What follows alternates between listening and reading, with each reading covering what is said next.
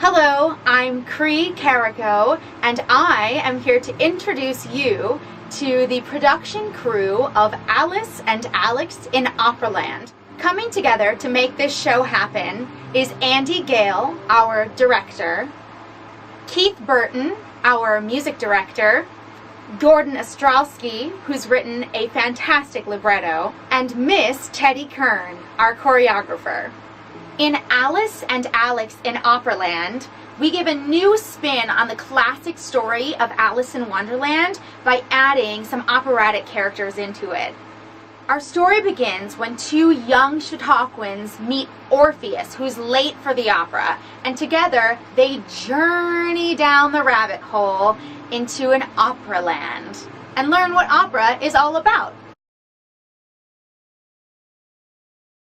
Well, I stole it from Gordon's program at Manhattan School of Music because they do an outreach program that's fantastic, and they usually base it, well, they always base it on a book that children read, and we figured that we needed some kind of hook to build the show on, and that's how that came. So I created a very straightforward script with the idea that I pitched to Jay, and then Andy suggested the Alice idea because it offered more theatrical opportunities.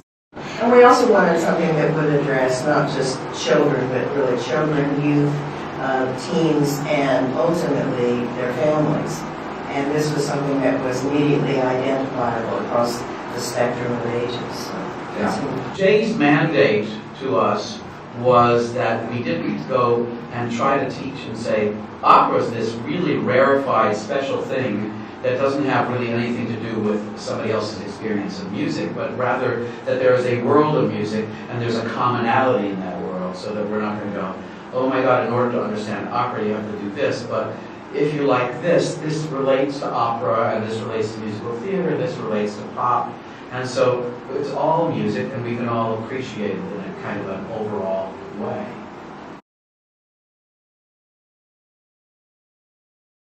Well, they have the Monday night sing-in here, so we got to hear everybody sing an aria of their choice, them and their coach. And as we could see kind of what their type is, what their vocal range is, what their personality is, what kind of things they seem like they would be good at. So we had this big party after that and get together with all the coaches and divvy up by role and a list of sopranos, mezzos, and say, hey, who would be good for this, who would be good for this, and then you fill in the blanks with the rest, and we came up with people we were all really happy with by the end of the night. And it's a wonderful group. We had an instinct, the three, Teddy wasn't here yet for that, so she has a fait accompli. But the three of us already had some instinct about some of the roles. Some of which we were right on, and some of which we were wrong on. Well, and then another little trick, we said, who would like to sing what? Let people say what they self-select, and more often than not, that worked. Actually, that was very helpful. We had a really nice meeting at the beginning where they are trying to reach out. Chautauqua audiences are changing somewhat. There used to be people that would buy a house and stay up here for the whole year. And that's why one of the reasons we had two different cabarets, so the same people would see a different show, but they're realizing that more people come and stay for a week, or maybe somebody that tries it out for a week one year may or may not come back the next year. They get a lot more. And we're trying to build an audience for the future. If we get people, draw them in, these operas happen there, but if it seems a little forbidding to people, we bring them in as a family audience. Maybe the kids will stay up for it, or maybe they'll try it out, where they will call attention to it, or if they decide not opera, it might be something else. It's just planting seeds for the future.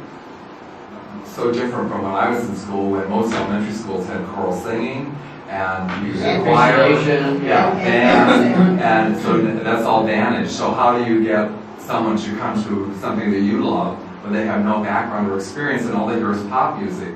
And about being fearless on some of the sports, the same thing. Any aspect of the arts, but not being afraid of what's held inside or what the potential is. Now, don't forget to like us on Facebook, add us on Twitter, and hashtag AskBree. Bye!